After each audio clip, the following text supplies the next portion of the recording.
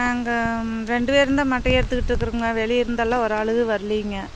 அந்த உள்ளே இருக்கிற ஆளுக வந்து போராட்டம் பண்ணுற மாதிரி நேற்றும் வேலை செய்யலைங்க, இன்றைக்கி வேலை செய்யலைங்க. அவங்க சம்பளம் எச்சு வேணும்னு கேட்குறாங்க.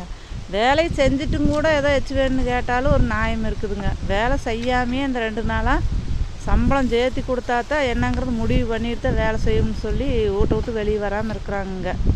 நாங்கள் தான் மட்டை எடுத்துக்கிட்டு இருக்கிறோமுங்க. காலையில் எழுந்திரிச்சு ஆட்டுப்பட்டியெல்லாம் கூட்டி எழுதிட்டுங்க, மாட்டுக்கட்டு துறையெல்லாம் கூட்டி எழுதிட்டு, மாட்டுக்கு தட்டு ஒரு சமயம் எடுத்தாந்து போட்டுங்க, மாட்டுக்கு தண்ணி கட்டி கொண்டு மேப்பு கட்டில் கட்டிட்டுங்க.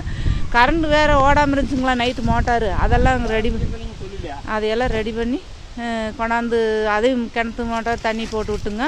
அந்த புள்ள வேலை செய்கிறது இல்லைங்க. இப்படின்னா போய் உட்காந்துக்கு ஒரு 2 மட்டை இழுத்தாந்து போட்டு அப்படியே நின்றுக்குதுங்க.